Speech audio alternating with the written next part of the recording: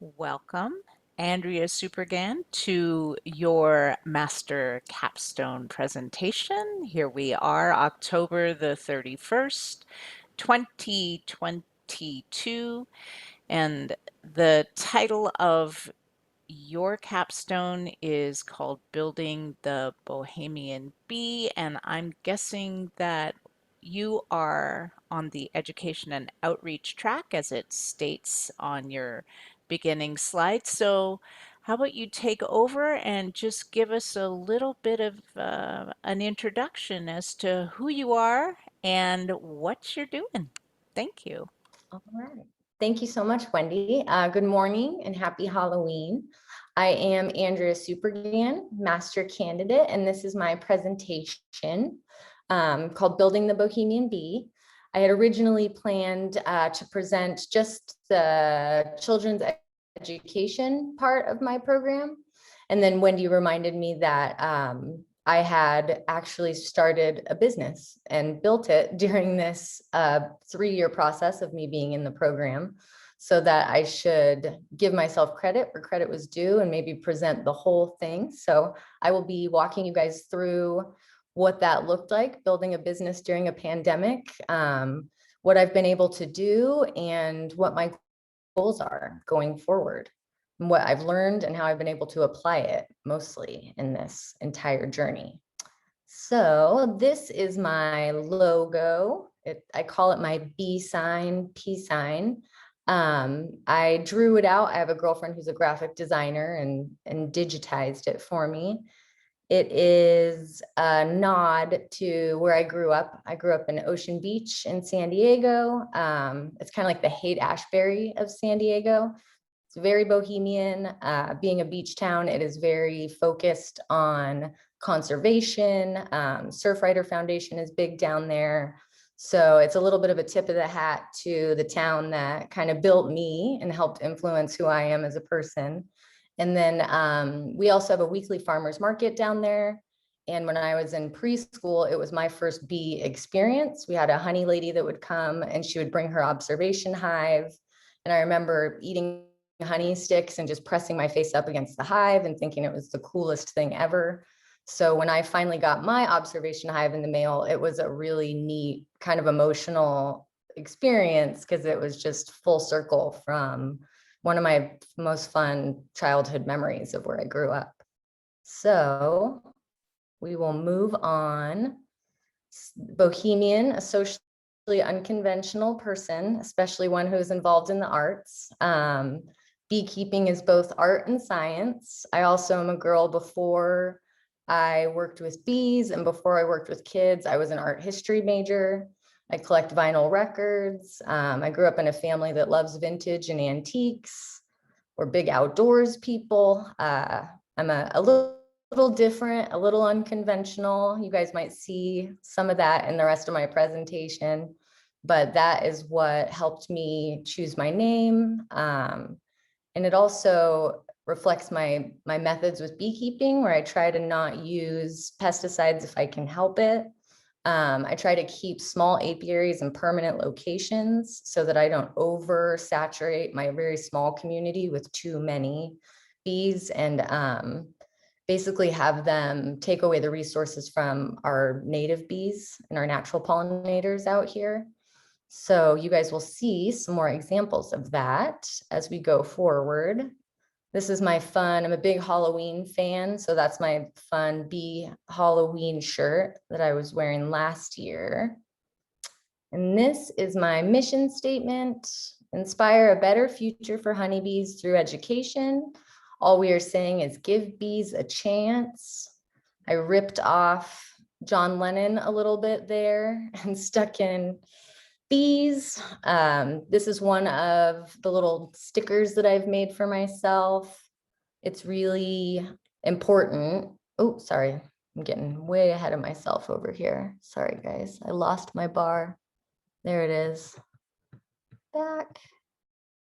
I think it's really important for the future of our bees just to educate people. I grew up in the 90s as a 90s kid when the killer bees had arrived. It was a lot of doom and gloom. There was a lot of fear surrounding that situation. So it's important for me when I'm working with kids to let them know our pollinators are amazing. They're important, and to instill some curiosity, because I think that that curiosity inspires passion and helps us get more interested in our natural world and our pollinators. So I put this picture up here because it's funny. I'm not this pessimistic about where things are going or our future. But being that I started my business on March 9th of 2020, it was about a week and a half before the world came to a screeching halt. Things didn't look too optimistic at first. But what I came to realize is that in that crazy, unknown, scary situation, I had the beautiful gift of time. So now I had the time to really think about that logo and that name. And I had the time to come up with my jars of honey and to really spend the amount of time that I wanted to giving this the thought that it deserved. And I had the time to attend the program and focus on that. In this time period, my husband and I moved from Ocean Beach to a very rural community. So I've had the time to connect and get involved in my community. So it's really been a beautiful gift, and not so much the terrible situation that I might have thought that it was on March 20th of 2020. So this is my current financial status. This is where my notes come in. My projected sales, I determined by finding growth from by finding the growth from 2021 to 2022 and applied that to 2023 and 2024.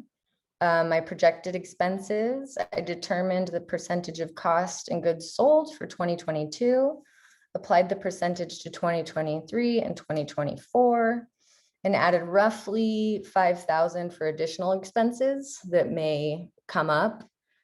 We've gotten a lot of our equipment, so I'm hoping that those larger expenses don't keep occurring every year, and that we're able to kind of balance out a little bit. So I had the privilege of visiting the Brooklyn Grange, which is the world's largest, it's a little wordy, the world's largest rooftop farm, urban farm. That's what it is. It's in Brooklyn, and it's a beautiful, amazing garden that they've built on top of this rooftop. And they based their business off of this triple bottom line theory. And when I was reading their book before we visited, they went into great detail about how they've applied this theory. And it was right when I was building my business. So it was a very convenient happening.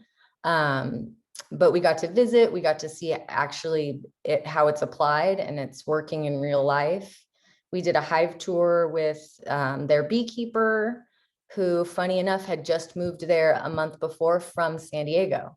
So she had a lot of experience with being able to tell me exactly what the differences are between beekeeping on the East Coast and beekeeping in San Diego.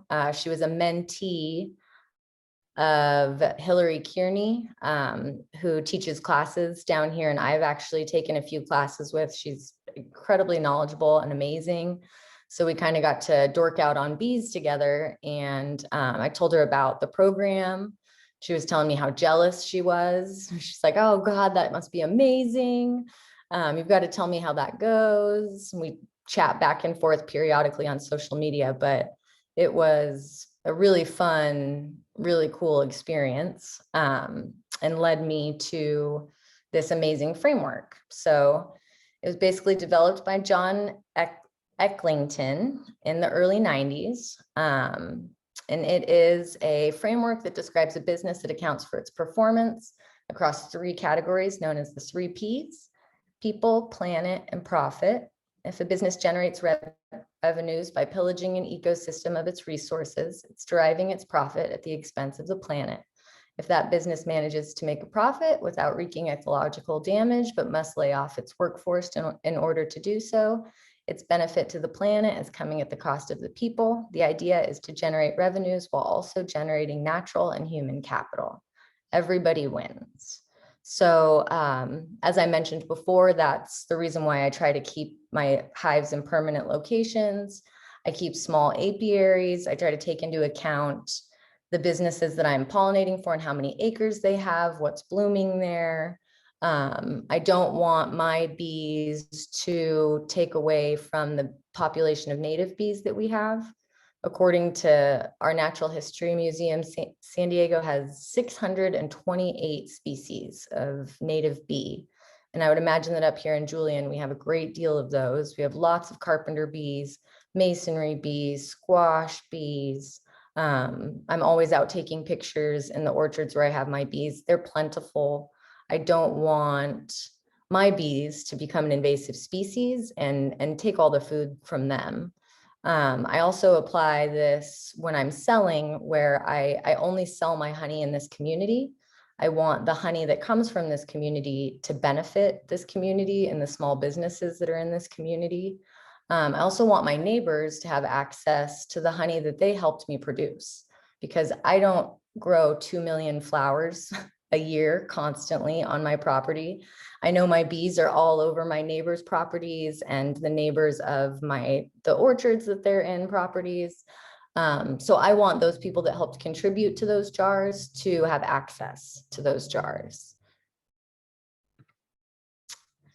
All right, these are the services that we provide. This was a really neat rescue I got to do for one of my girlfriends. She has a vineyard on her property, and her son, she has 2 little boys. One of them wasn't enjoying the smoker, so he's not in the photo, but her sons found the beehive and called me, and they were super involved. They knew that there's more of them in the afternoon. They're really nice. They don't seem to attack us at all. We've gotten really close. My brother threw a stick over there. They had all kinds of information for me. But this was one of the more fun ones we could do because we got to suit them up. They really got to see it. They got to touch the bees with gloves on and feel how warm they were. They were amazed at how docile and sweet they were. And now this sweet little girl is a bee for Halloween this year. Her mom just sent me a picture and was like, I think you started a minor obsession with Chloe, which I am very personally proud of. So funny enough, our pest control company, we have people that come out and help with rodents because we're in the middle of the wilderness, found out that I'm a beekeeper and that I do live rescues. And so he refers people to me that want live rescues from their pest control company. So I've gotten a couple calls from the United Way of San Diego and been able to clear some bees out of their irrigation boxes. And they have my W-9 on file, as well as Malin Space Science Systems. They actually build some really neat stuff that go on the space shuttles in Cape Canaveral. And I've been able to do 2 removals for them, and they're keeping my information on file. I developed the MicroMasters Kids Pollinator Program. I usually do that April through June because that's the easiest time weather-wise, just for me to have my observation hive out. And then we're just starting to get into hive tours. I'm trying to acquire more suits little by little. So we've gotten now 6 kids suits. I think we have 6 adult suits. So I'm just trying to get various sizes. We'll be able to do more of those. And then I've been able to do a few honey tasting and pairing classes with some of the local businesses that are up here. We have a brewery and a barbecue place. So we've talked about doing a class that incorporates maybe a honey barbecue sauce with some of their products. I've done a honey and cheese tasting. We have a goat farmer up here who makes her own goat cheese. So we've gotten to pair some different varietals with that. And we just have so many small agricultural based businesses up here that the opportunities to kind of cross market with them and join forces is really pretty exciting. A lot of people come up here to do wine tasting, cider tasting, beer tasting, things like that. So honey fits right in with all of those things. And then this line right here, mid picture, are my retail products. And this is what I sell in town. My objective is to provide quality retail products with reusability and recyclability at the forefront. So I want to make sure that I'm not producing a bunch of landfill fodder, that the things that I'm producing have a low recyclability number. You'll see a lot of glass and metal. My test tubes are glass and cork. I print everything on black and white labeling with matte finish, so it's not glossy. My labels soak off of jars really easily. I try to let people know that. I have it on my little flyer in my retail locations, so that they can reuse those jars if they would like to. I also chose a hexagonal design, so it's maybe a little more appealing for reuse. I have a wood dipper. We used my box brands to actually make some ornaments last Christmas that sold pretty well. And then we grow mistletoe on our property. We have a few trees that are infected with mistletoe, and we kind of make that parasite plant into a positive situation. I package that with little bows and we sell that in town when right after Thanksgiving. And that actually sold really well last year. We left a big bunch of it in some of our trees, hoping that we can get a bigger mistletoe harvest this year.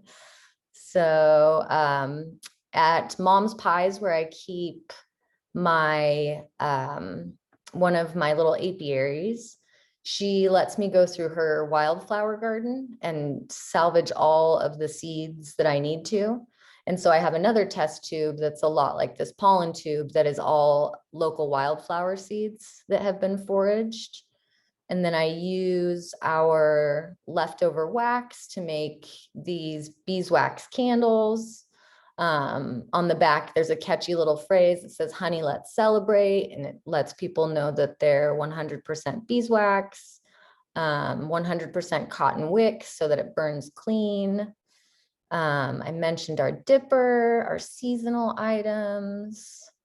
Let's see, we can go on from here. I've since, my retailers were actually selling more of the pollen test tubes than they were jars of honey. So they asked me for larger quantities of the pollen, which I was able to do in limited supply this year. I'm hoping as the number of hives that we get does increase and locations that we have to put hives on, that I'll be able to provide them with pollen more consistently, and it won't just be like a fun bonus item for a while. So again, my objective, make sure that I'm providing quality products with recyclability and reusability at the forefront. My glass jars have the metal lids, the cork stoppers with the glass test tubes, matte paper labels, reusable paper envelopes for the candles. I even go so far as to, these labels right here come in a grid pattern. So I cut out all the sticky parts that separate the grid and use those as my ceiling stickers. I use a tack to tack it in. I have my own rubber stamp. I stamp all the tags. It's really a one-woman show, all the assembly and operation. So here's my market analysis. I am currently the only beekeeping business owner in our town, which is kind of crazy to me. I thought that moving up here, that I was going to be coming into a community of of beekeepers since I was coming into a community that's notorious for apples and apple pie. And this is basically where San Diego comes to see snow. It's still about as far into San Diego County as you can get before it turns into the desert. But we get snow seasonally every year. So we have a lot of fall tourists, tons of agriculture. As I mentioned, we have the cideries, the wineries, the breweries. We've got we have one main street that's 3 blocks long. Everything has to stay period here. So between 1870 to 1890. So it's a very cute Western gold mining town. And there's a lot of white labeling that goes on where stores sell honey from mystery locations. I'm not sure where some of them get it. And then when we do have honey that is local, it's either from Temecula or Brawley, which are 2 towns that kind of bookend San Diego County, but aren't our town. So I am currently the only beekeeping business owner, potential master beekeeper, and honey vendor in the town of Julian, which is pretty cool. And so this is our tiny town. This is my husband and I at our 4th of July celebration last year. We've got a pioneer museum. We are a very historic gold rush town. Our economy is based on tourism and agritourism. Apples are our biggest agricultural product and export. You can find pies, ciders. We've got all kinds of like crazy dried apple decorations. It is a very apple heavy community. We're famous for our pie. There's about 8 pie shops in our tiny town. You can even find to-go pie windows. I think we were 2nd or 3rd on the list of internationally recognized dark sky communities. So we're so small and we have so little light pollution in our town that we are actually a big draw for people that are astronomists or stargazing clubs. We have a local park where people come out often and bring their telescopes to watch events that are going on. It's actually pretty neat. And then every year we are home to the following festivals and events. We have the Daffodil Fest. I'll probably talk about this one more than any other one. We have a master gardener in town named Sally Snipes, and she in 1990 started the Julian Daffodil Project. And she organizes groups of school kids every year, and they go and they plant daffodils on like public land, on private land, if you're willing. But since 1990, she and the local community kids have planted over 2 million bulbs in Julian. So every February, our town comes alive with pops of yellow, and the local newspaper touts her as being the woman responsible for bringing the gold back to Julian.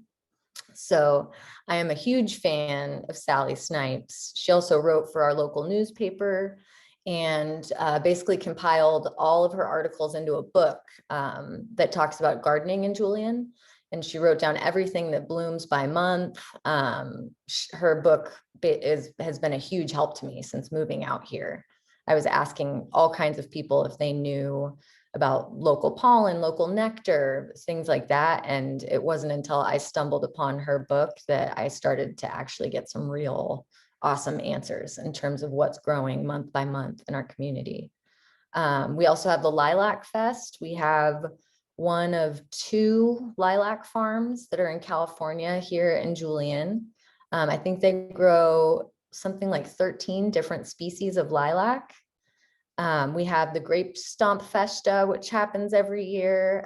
The wineries put that on together. We have seasonal U-Pick. There are 13 apple orchards up here. 9 of those do U-Pick. We also have pumpkins, berries. They do wildflowers and sunflowers.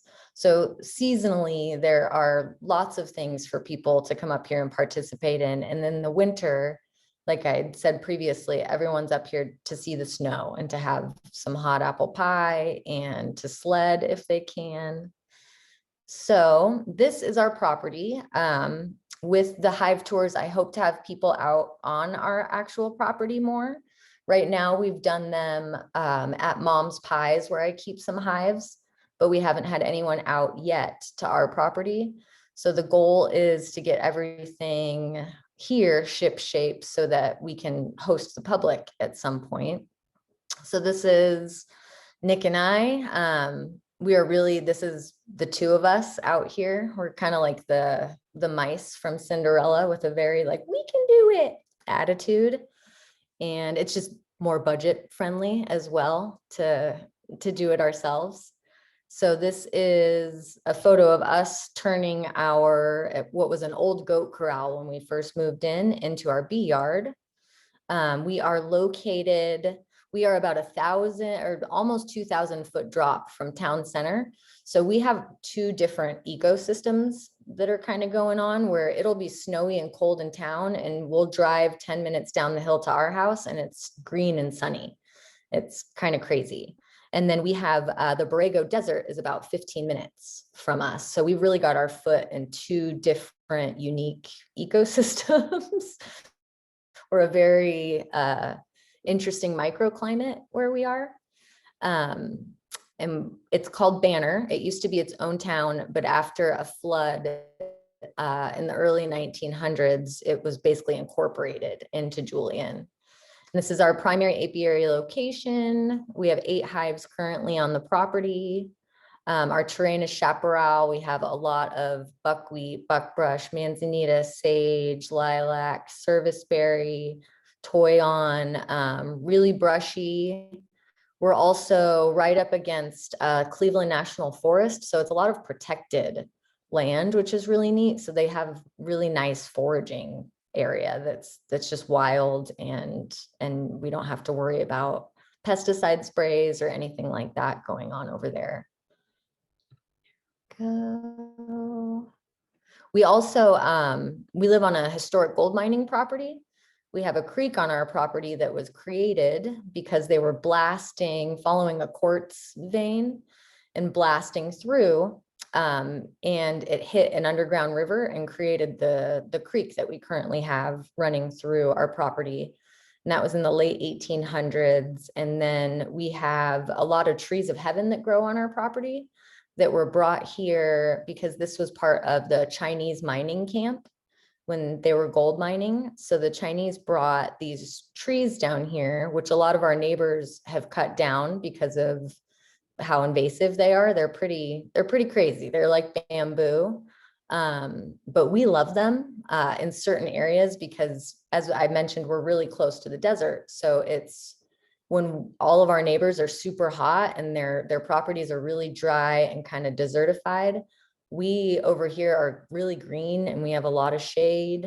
We have beautiful soil underneath all those trees because of all the litter that's fallen down over the years. So we try as best we can to take out the little saplings and to use as much of that wood as we possibly can, which I'll get into a little bit more. So this is our before picture of our goat corral. It was a mess. It was wrapped in like 3 or 4 layers of this hardware cloth. We had to build a fence around it to provide a windbreak. We had to level the ground. We rolled out a weed barrier. We put gravel in there for fire safety. Since we are out here in a rural area, fire safety is a big deal for me. We laid pavers underneath the existing awning that's right there. We set up a horse trough with aquatic plants and mosquito fish as a water source. We removed the goat watering system and installed a water line and hose bib. And then we installed a fire extinguisher right near the gate. So I really have tried to keep that as fire safe as possible. And also, I'm a girl that's a sucker for a gold star. So I want it to be as perfect as it can be for our apiary inspectors when they come through. I want nothing but a good report from Jaime if I can get away with it. So there's Nick in our excavator.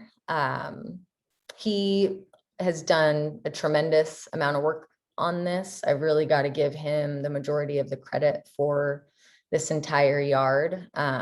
This was a labor of love for him, and it turned out beautifully. Well, I helped as much as humanly possible. He was really down here busting his hump and deserves a tremendous amount of credit for what he did.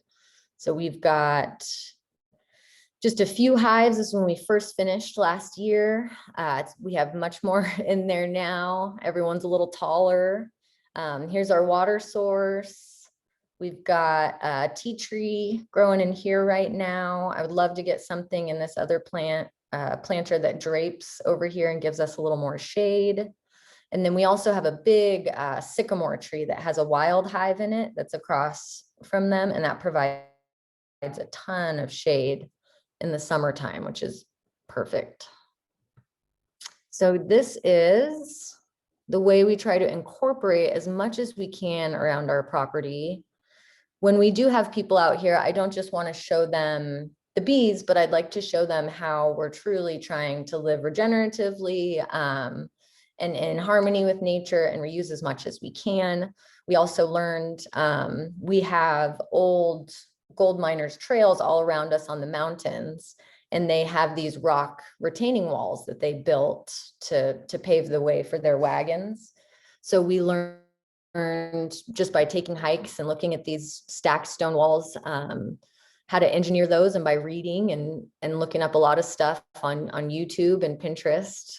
But we've salvaged all these from our property. We have a ton of rock. I think just the natural geology around us, and from it being mining, they blasted so much out of the mountains. So we have amazing rock. We have tons of quartz. It's actually really pretty. So we've been able to build these awesome retaining walls with those. Our trees of heaven are crazy. So we got a wood chipper right when we moved out here so we could make mulch. We use it as chicken coop bedding. We learned how to make this wattle fencing that I have a photo of right down here by weaving some of our green branches together. So we'll allow some of our saplings to get so tall and then kind of top those guys so that we can continue to make those. We had the goat trough feeders. They were like oil barrels that someone had sawed in half. And we turned those into a vermicomposting system. So we have our worm farm going for our garden. So I can explain soil health when people are out here too. I would like to have an example of that. We had tons of rolls of discarded chicken wire and hardware cloth.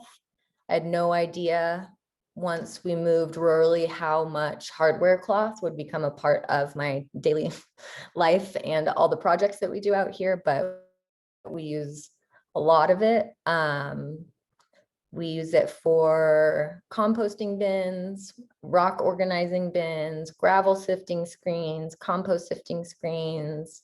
We've, with excavating and trying to level things, we've uncovered a lot of old brick, which is really neat, stamped brick. So we're trying to use that as pavers, pot elevators, path markers, borders.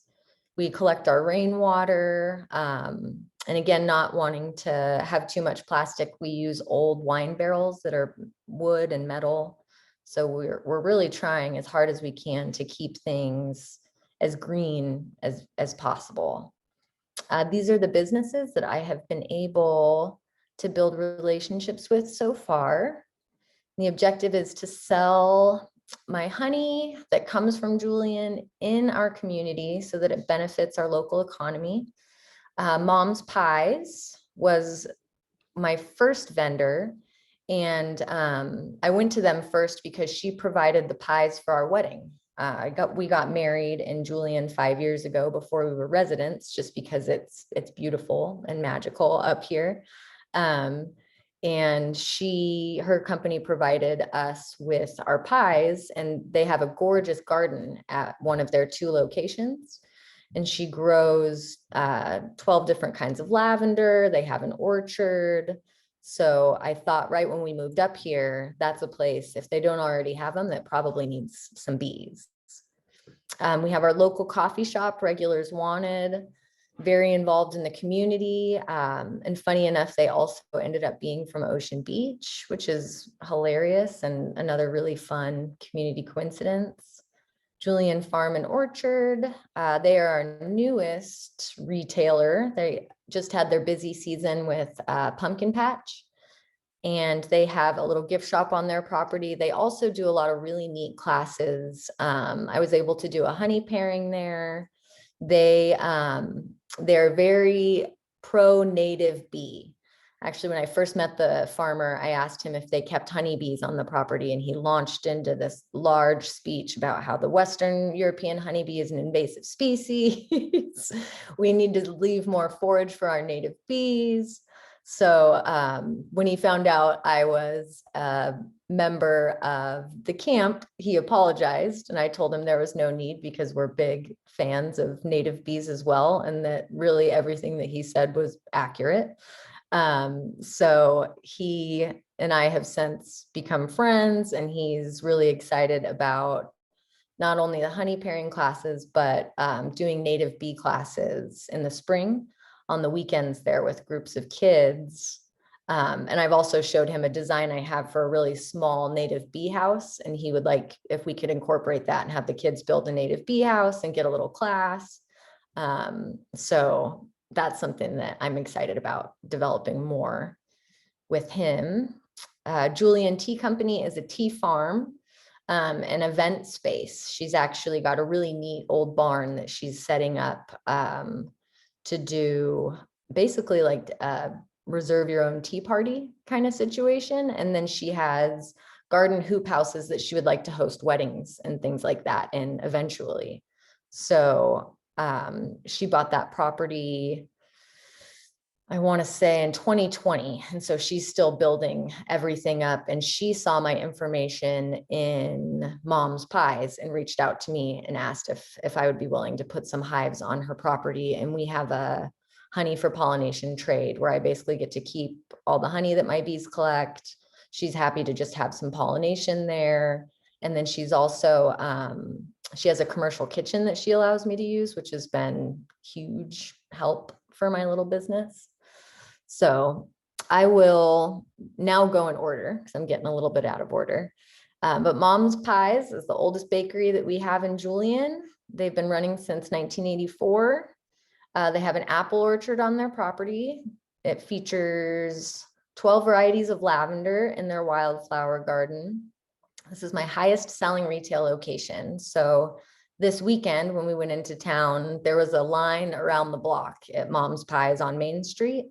So usually during big weekends, during apple season, pumpkin season, things like that, I'm restocking them pretty frequently. I've been able to do hive tours and honey tastings in their garden. Miss Anita, I use Miss just because I have a reverence for Anita, but she is incredibly supportive of what I've done and offers the garden for whatever I need it for. I went to her first also because she's kind of a big fish in our small pond, and she's a woman that developed this business and built it from scratch. So I felt like as a woman who's just starting out, she would be a great person for me to align myself with and to learn from. And she's been nothing but incredibly warm and encouraging and put me in touch with a lot of really amazing people. Her son is the president of our Apple Growers Union. So he's talked to me about coming in and talking at their meetings and maybe seeing if I can get involved with a few more people there. They've just been great cheerleaders and champions, and I could not be more grateful for our relationship with them. Regulars Wanted, our local coffee shop. Every morning you can find our local retirees and they're playing chess and talking. They're a big hub for our community. They serve breakfast and lunch. They try to source as many local ingredients as they can and then pump those local businesses where they'll say that, you know, this week we're doing eggs from this hatchery.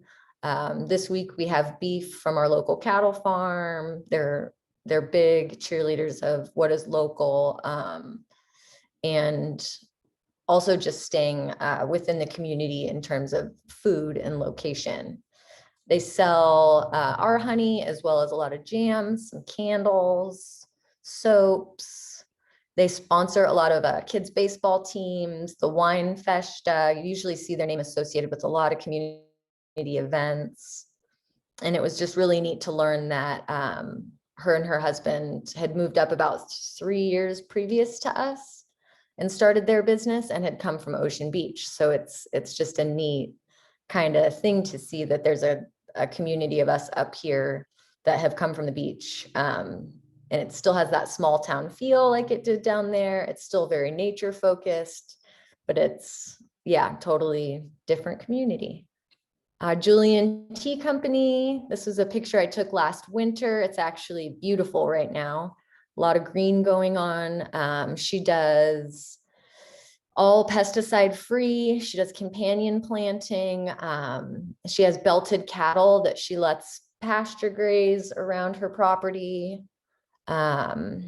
She is planning to have it be a future event space. Cassandra is a doctor that just retired in San Diego, and she also has a farmhouse on this property that she rents out as an Airbnb. And she owns 2 more Airbnbs in Julian, and she's talked to me about possibly putting hives on those properties too. So that is a potential for growth in that area. And then she has a commercial kitchen so that she can process all of her dried teas. Yeah, so she allows me to use her commercial kitchen, which has just been invaluable for my retail stuff. See, Julian Farm and Orchard, I described my experience with them. It's going to be a future educational venue. They do a lot of local kids tours there. They are a 26-acre sustainable farm. A lot of the U-Pick stuff that we have seasonally in Julian comes from Julian Farm and Orchard, or they host a lot of that stuff there. It's a picture of my husband and I enjoying the Daffodil Fest this year. They do U-Pick bunches. And so this is MicroMasters. So this is a micro dose for micro people of what we learn in our master's program. I developed it with interactive and sensory learning in mind. I grew up with dyslexia, so I learned a little bit differently. I wasn't a kid that learned from a worksheet. I really needed to see it, to feel it, to touch it, to experience it. And so that's what I tried to do here, is give kids the opportunity to really delve into what pollinating is, who pollinators are, and what the world of pollinators looks like. So I'm currently serving the San Diego Unified School District and the Julian Union School District. I had the amazing opportunity to have the STEM coordinator for San Diego Unified attend one of my presentations, and then she emailed out my flyer to the entire district. So what started as a fun little experiment last school year turned into a full-fledged job, where by the end of the year, I was trying to make sure I could get to all the schools that wanted me to be there. My qualifications are that I received my early childhood education accreditation from Grossmont in 2007. I worked as a preschool teacher for La Petite Academy for 4 years. I worked as a curriculum advisor for Learning Care Group for 3 years. I taught art and science for 1st through 4th at the Learning Adventure School for 2 years. I was an in-home nanny for 2 amazing families for 3 years each. I spent 6 years doing that. And then I was a student of San Diego Unified School District. This is me at the 5th grade Science Olympics. This is my 5th grade teacher, Mrs. Billmeyer. I adore her. She's one of the teachers that made me want to be a teacher. Around this time, I was struggling with my dyslexia, and she reminded me that, you know, the people that thought differently were scientists, and that I should most definitely join the science club. So I added that as a tip of my hat to Mrs. Billmeyer. This is the format of my program. So I introduce myself. I let the kids know that I'm a beekeeper and what a beekeeper does. I also share with them that I'm in school because they think that's pretty neat. And then they usually ask how old I am. And they tell me that you're older than my dad or something horrible like that, which is not usually fun to hear, but I do love their honesty. We read Flight of the Honeybee. I also switched over to the book Honeybee, The Life of Apis mellifera, which I have right here. This book is actually a little better at explaining the jobs that they go through as they age. And it also touches on the short lifespan of a honeybee, which is great when the kids get to see the observation hive and there may be a deceased bee or two in there. We've already kind of talked about that in the book, that their lives aren't very long. We perform a pollination simulation. So I realized that a lot of the kids know that honeybees help our plants grow, but they don't exactly know what pollination is. So I have them reach through a big container of pirate's booty or cheesy popcorn, and they get a fruity Tootsie Roll. It's peanut free.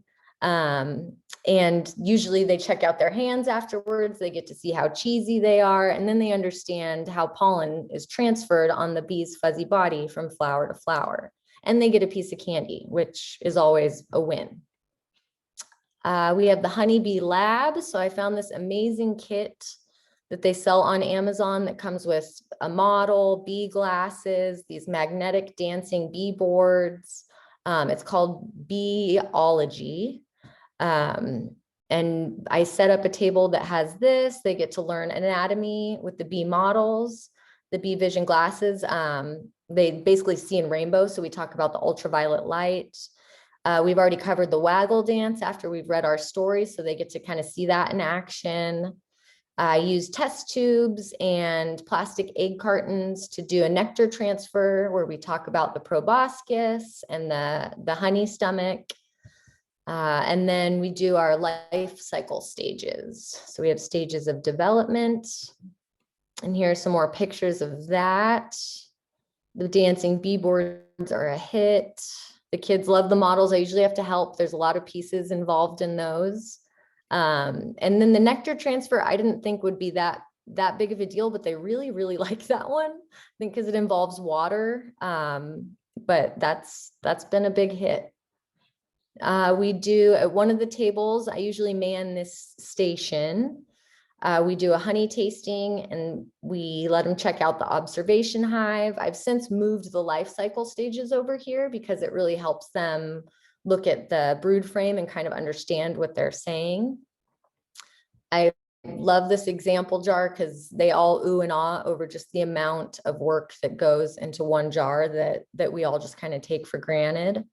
And then they have the opportunity to observe the bees in action, which is, they're the star of the show. I think that's the really fun part, is that they get to see the bees. They get to suit up. I've since gotten some Amazon hoods for kids, but originally I just brought in me and my husband's gear, and that's what they were trying on, but they really like it. We had an awesome, enthusiastic teacher that jumped in and took a picture for this one. I've gotten a small smoker. They love the bee brush. They all like to feel how soft it is. So we go through and I brush everybody's arms. Ask a beekeeper. So when the STEM coordinator came and observed, she said that I should incorporate a station that allowed the kids to write down any questions that they had while they were at the centers, because she had heard a lot of questions. And then it also helps them with critical thinking. So I put it up, not really knowing how it would go. And the kids love this table so much that I have to fill the entire thing with butcher paper.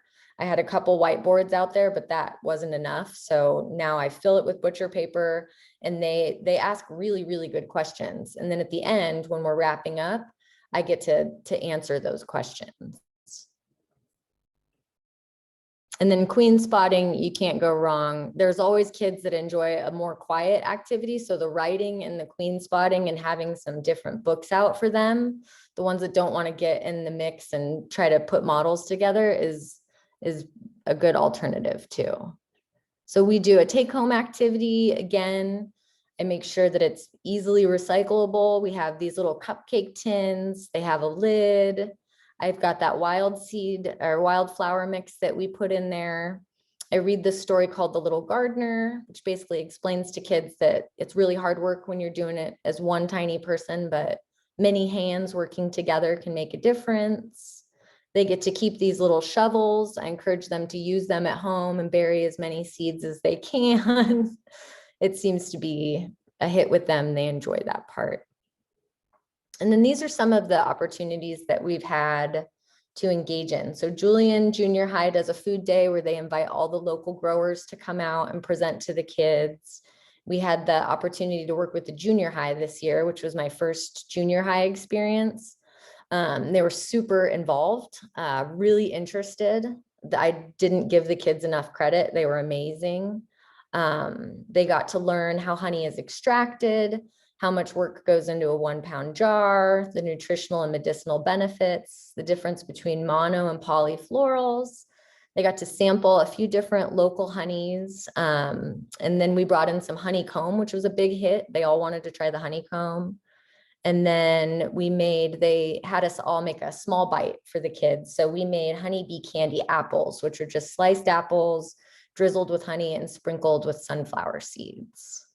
And then it was all something that honeybees are responsible for. So we wouldn't have apples, we wouldn't have the sunflower seeds, and we wouldn't have the honey. Here's some photos of that. This is me in my silly jar costume. They were actually really excited about putting that on too. We brought the bees.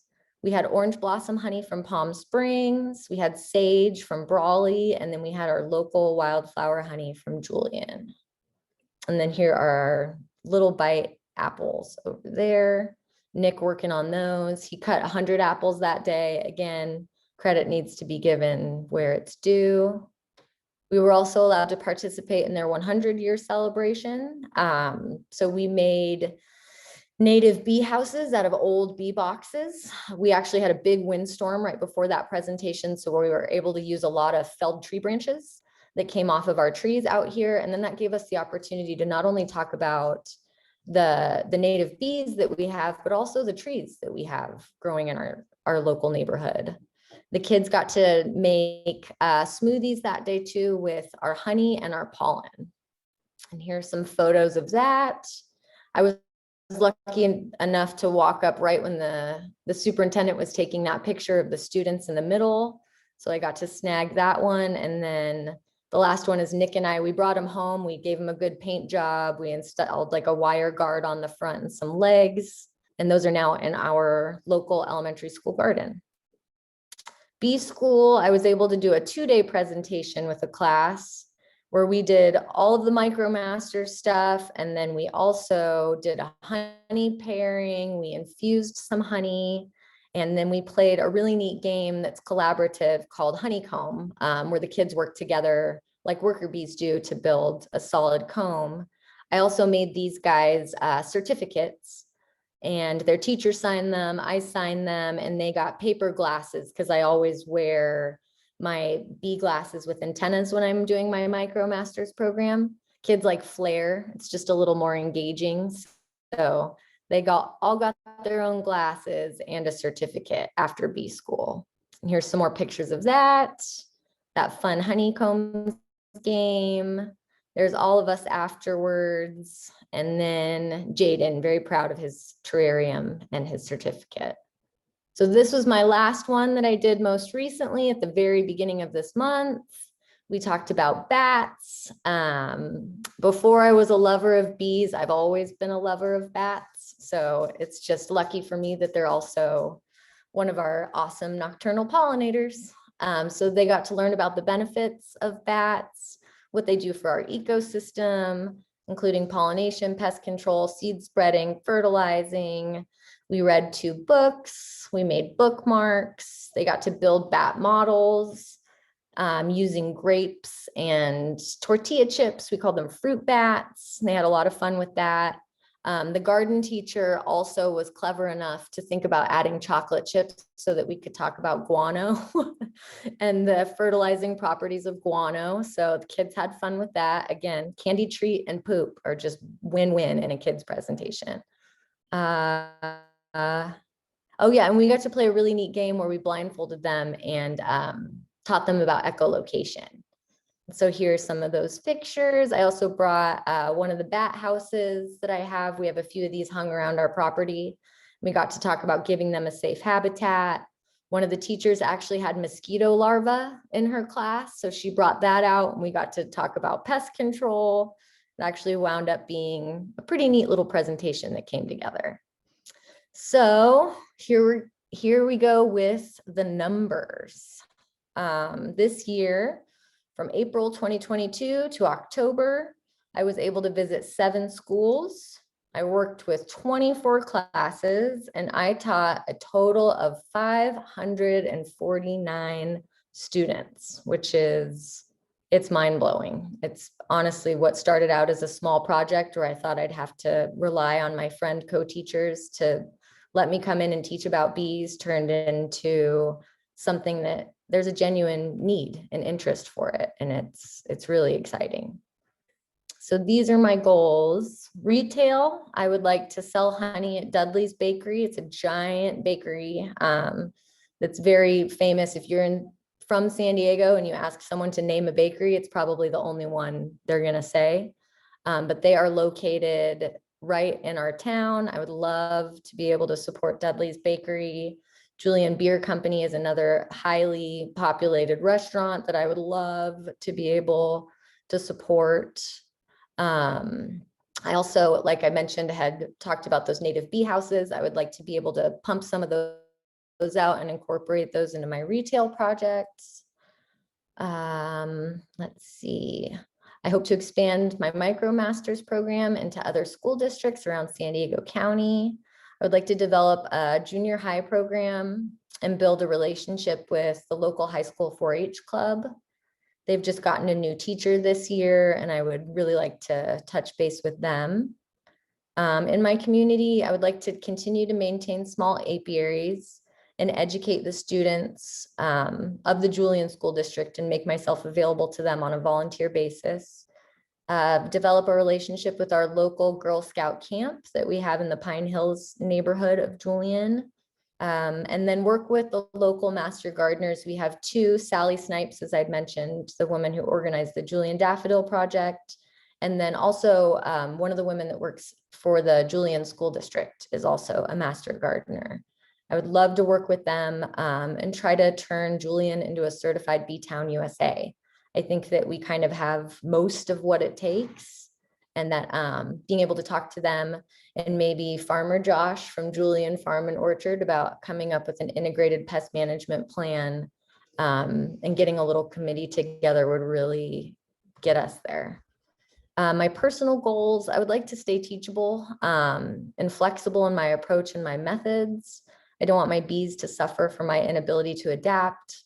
I don't want to say so rigid in my ideals that my bees suffer from my stubbornness. I've already wanted to be a foundationless beekeeper, only foundationless. And what I've realized is that it's not fair for me to expect them to work that hard, you know? So there are many things that I would like to make sure that I stay flexible in, and that I'm not so rigid in any one thing that my business or my bees have to pay the price for that. And lastly, gratitude. I'm just really, really, really grateful and really thankful to have been a part of this program, to have had this experience, to have been able to just crack open some books and study over the course of the last couple of years when the world seems a little crazy and chaotic. I'm really proud of the work that I've been able to do, and I am a really proud student of this program. And I can't wait to see what I'm able to learn going forward and how I'm able to represent the camp going forward. It's just been a privilege. Thank you. Thank you, Andrea. That was an incredibly detailed overview of two tracks, education and outreach, as well as how you've been able to leverage your education and outreach into a commercial track as well. At the Mhm. California Master Beekeeper Program, we commend you for your Master Beekeeper status. Thank you, thank you, Thank thank you. you.